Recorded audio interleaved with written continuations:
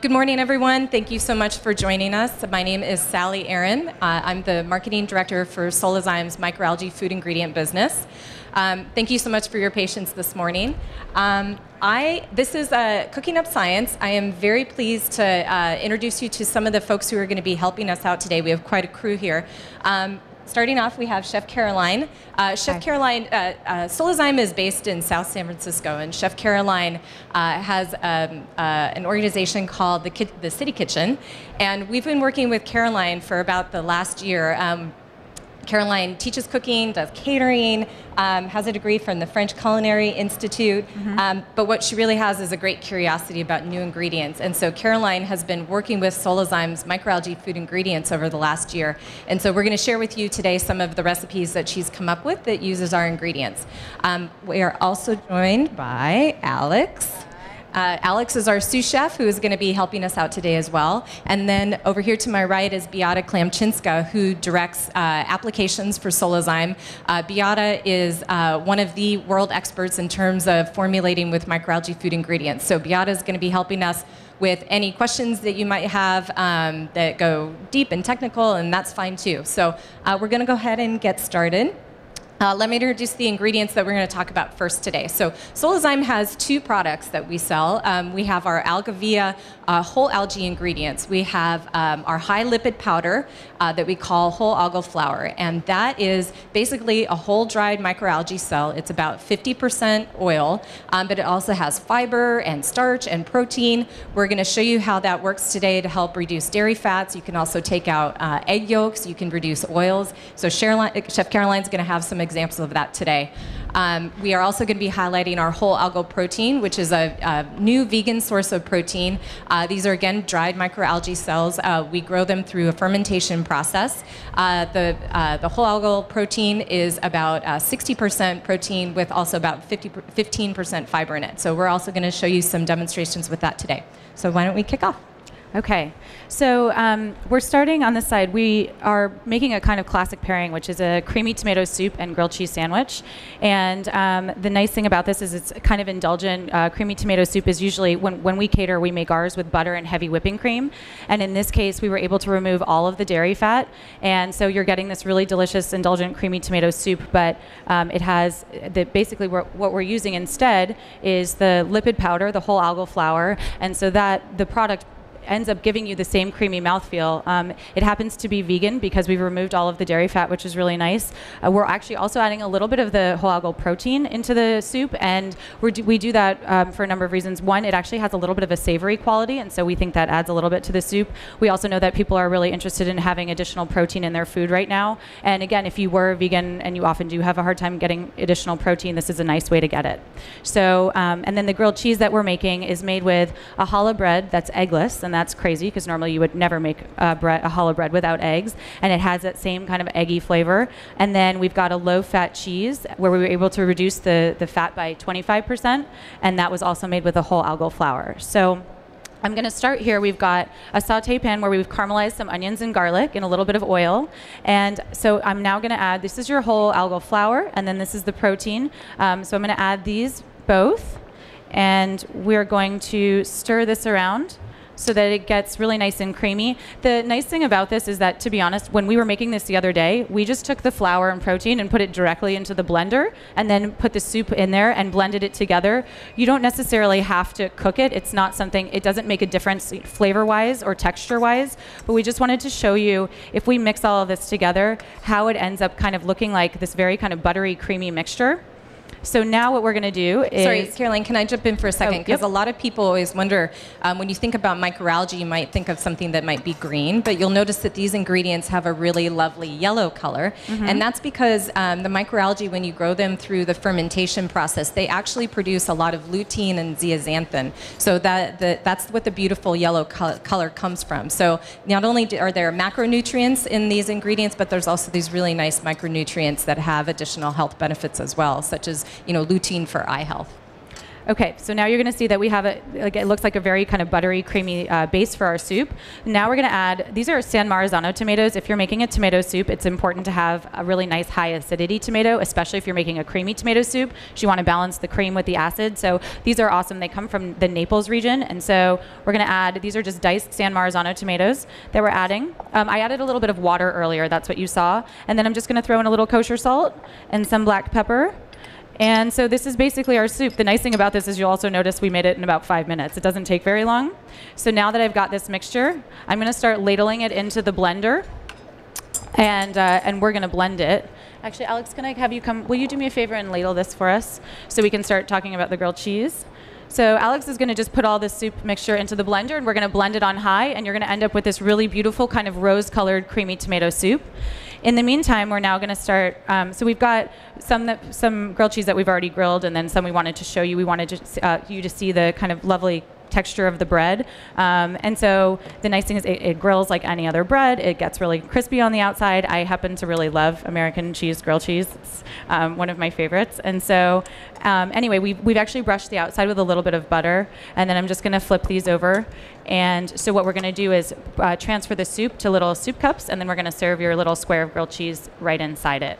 So one of the themes that we're showing you here today, and one of the real powers of the high lipid powder, is that it really does a great job of getting you to a healthier, indulgent product. So what we're showing you today is just this really great, indulgent meal that you can have that actually has 25% reduced fat.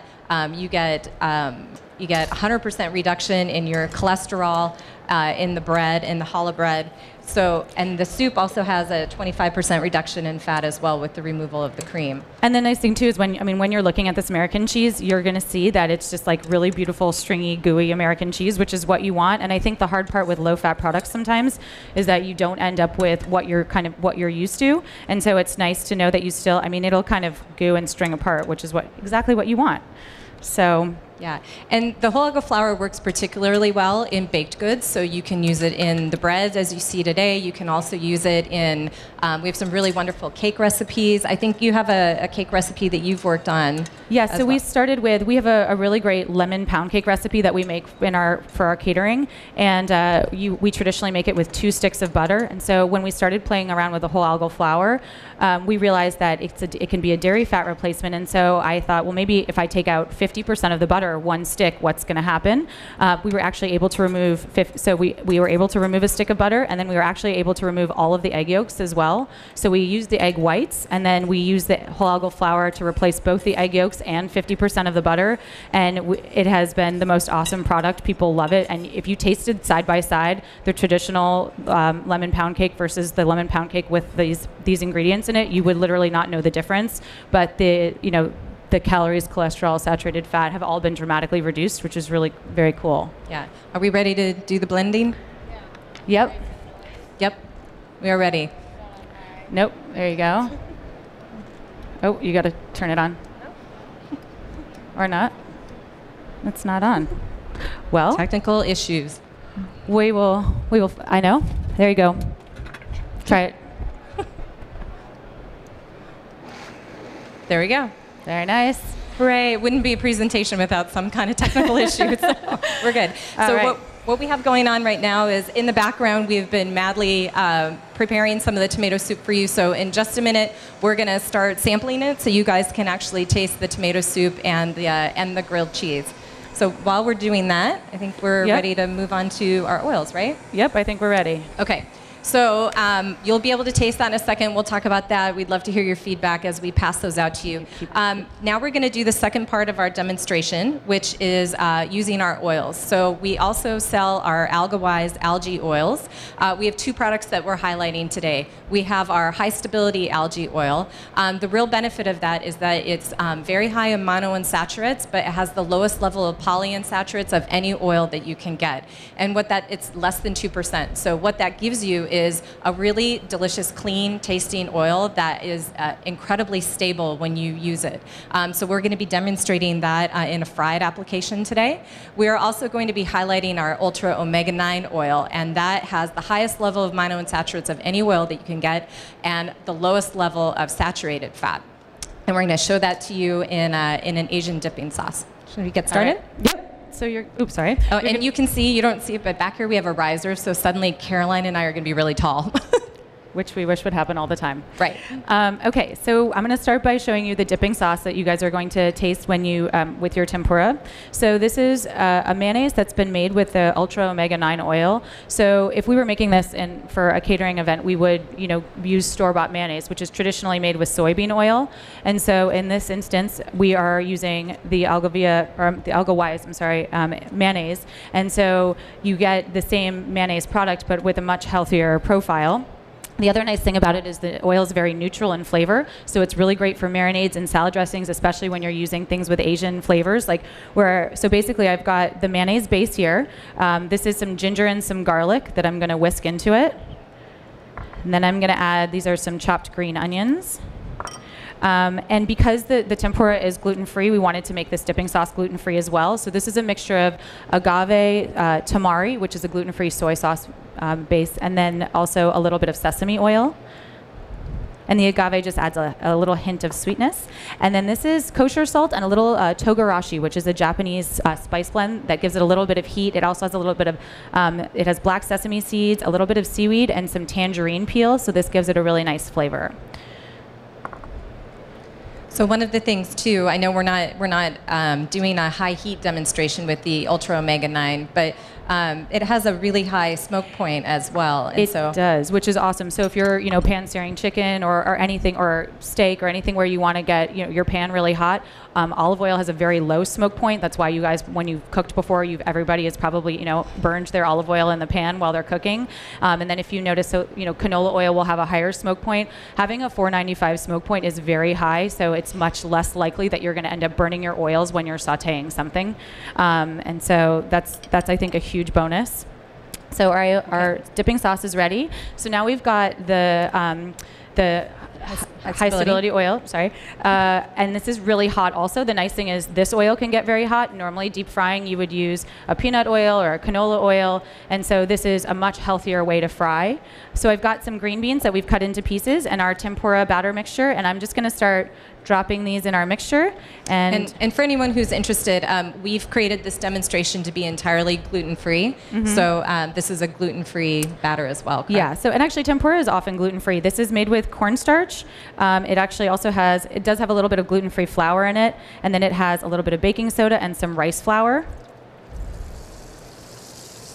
And luckily, because the oil is so hot, which is really nice, you don't want to cook your green beans very long because you want them to be really crispy on the inside and crispy on the outside. So they don't need to cook for more than about a minute. And the nice thing is we can get this oil very hot when we're frying, so you still get that really crispy tempura on the outside. Thanks, Alex.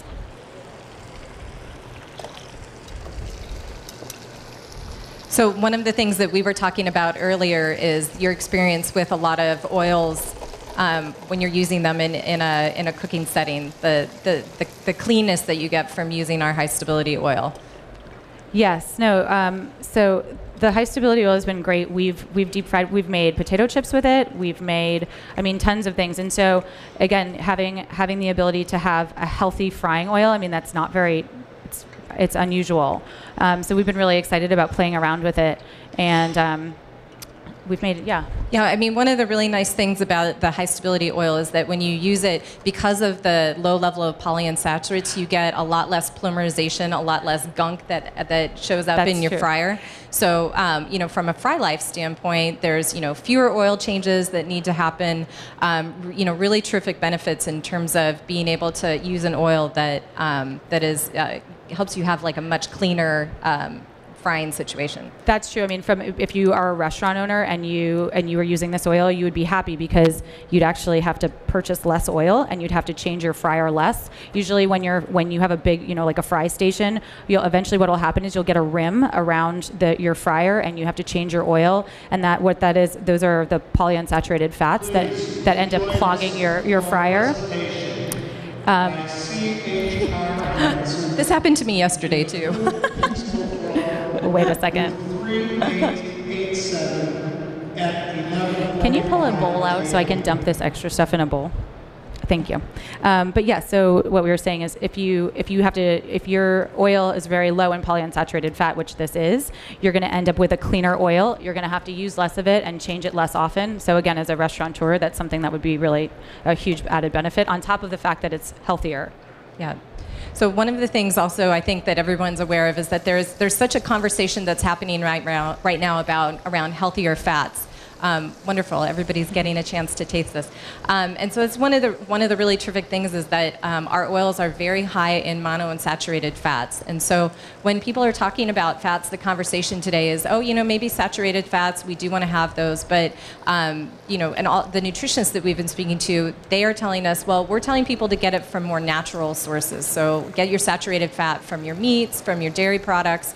But really, if we can work to get the saturated fats out of processed foods, that would just be a huge win. And so that's one of the really great benefits of using these oils is getting those really nice monounsaturates into products and helping to reduce some of the saturated fat. Okay, so these are almost done. So you guys are probably excited to taste some of these products. So one of the great things about this that I hope you'll take away when you taste this is that, the question we always get is, what do these algae oils taste like? And they just have such a wonderful neutral taste. And so the real benefit of that is that it really lets the flavors shine through. So a lot of people who have been cooking with it, sauteing vegetables, grilling or sauteing or cooking meats, you actually taste the flavor of the product versus the flavor of the oil, and that's been really nice to see those flavors shine through. Yeah, and I think the same thing with the salad dressings and marinades. It's nice to have a really healthy oil where you can, it's not, it's one thing, if you want to add olive oil for flavor, that's great, but otherwise, it's oftentimes you don't. If you're making, Asian food or Southern food or whatever, those are not flavor profiles that you want in your food, and so it's really nice to have an option that's healthy and that's neutral in flavor. All right, I think we're almost done here.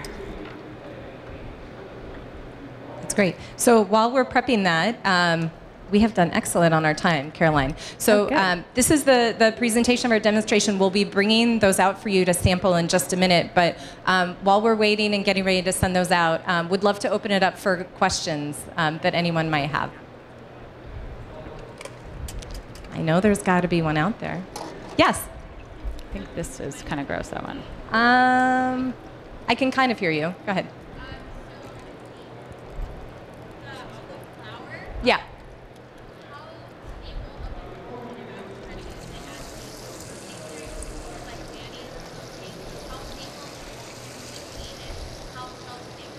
Sure. Do you want to take that one, Beata? So we actually formulated a mayonnaise with the algal flour. So the mayonnaise that was used here is actually doesn't have algal flour, only has our oil, but we can also use the algal flour to make mayo. And in terms of emulsion, we used it in a low-fat mayonnaise, and we didn't see any issues with emulsion. It actually helps create a very nice viscosity and mouthfeel to the mayo. And shelf life, it's very stable, similarly to other oils, because the algal flour also, the fat portion of it has very high level of monounsaturated fatty acids. The fat profile of the oil component of the whole algal flour is really similar to olive oil in terms of what that looks like. Do you want to talk a little bit, Beata, around the oil that you made with the or the mayonnaise that you made with the high stability oil? Because there's some benefits you see in that as well. So actually, that's a good point. We try to make a full-fat mayonnaise, replacing the soybean oil that, as you know, is really high in polyunsaturated fatty acids. And it requires use of EDTA to extend the shelf life of it from oxidation standpoint. So we used our oil in this application, and in hopes that the stability of our oil will help improve the stability of the mayonnaise. And what we also found that the emulsion was actually better. And we found that we did some testing in elevated temperature where the regular mayonnaise, the emulsion broke, but the emulsion made with our fat was actually more stable. So any reactions, responses, or what do you think of the products you're tasting? Good? Yeah. Question?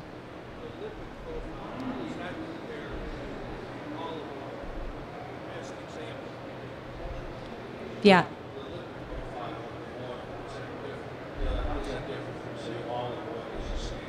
Yeah, so off the top of my head, the Ultra Omega 9 has about 65% more monounsaturated fats than olive oil.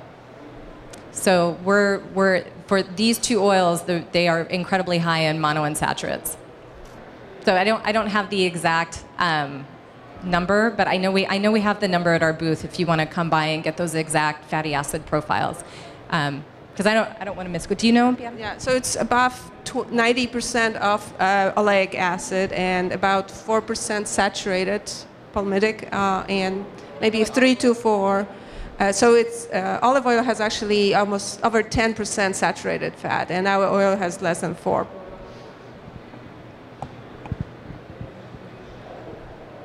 Yes. Yeah, that's a great question. So the question was, how would the products be labeled? So for the, I just want to clarify. So we've been kind of going back and forth between calling it, our product lipid powder and whole algal flour. The product would be labeled as whole algal flour, and that is our high lipid powder. We also have a whole algal protein, and that would be labeled as whole algal protein. We have some customers who have labeled it just algal protein, but there are a lot of consumers who like that concept of whole from just a more kind of natural whole product standpoint. And then both of our oils would be labeled as algae oil, or you could also label them as algal oil. So we've been having a lot of, the other question that I often get is, well, what about consumers? Are consumers really ready for products from microalgae? So we, at Solazyme, we've spent a lot of time actually like having focus groups with consumers, talking to them.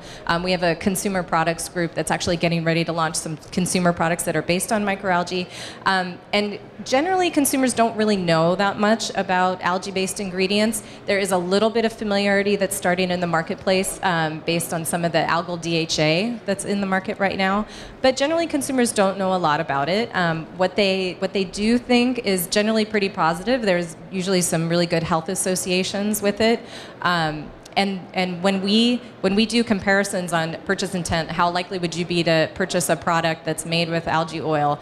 We see just an incredible bump once we just give people a little bit of information on the benefits. I mean, it's pretty good without it, but you literally get top 2 box purchase intent that goes from like 23% up to 60%. From a top 2 box, like, yes, I would really like to buy these products. So for us, it's a good baseline. It's generally a neutral baseline with algae ingredients, and then when you actually explain the health and taste benefits, people get really excited about it, and that purchase intent goes even further. So from our standpoint, from a marketing standpoint, we know that we need to be out there talking about these ingredients, getting people excited about algae-based ingredients. So from Solazyme side, we have a whole program in place to really start that conversation with consumers and get them excited about it as an ingredient. And I think the brownies, if people want to sample a product that has... Yeah. So I would encourage you, I know you've had a chance to try this today. There's actually a product on the market now that's using our whole algal protein that we're actually going to be sampling at our booth labeled today. Enjoy Life Foods has a new brownie mix that they have launched, that just launched in June. And we'll be sampling those over at our booth, 4741, if you'd like to come and taste those later today. So I think are there any more questions? Oh, about the Fitbit. Oh, okay, sorry. Okay, well, I want to thank everyone. So we do have a few more samples that are coming out, but I want to thank you so much. I would encourage you, if you have any questions, we'll stick around here, or please come to our booth, 4741. You can actually taste the ingredients. And, do we have that? Oh, we are doing it? Oh, okay. We have some Fitbits, actually. So we have 2 Fitbits we're giving away for those who put their cards in here.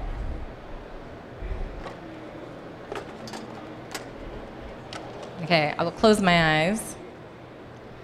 And I will pick one, and then I will pick...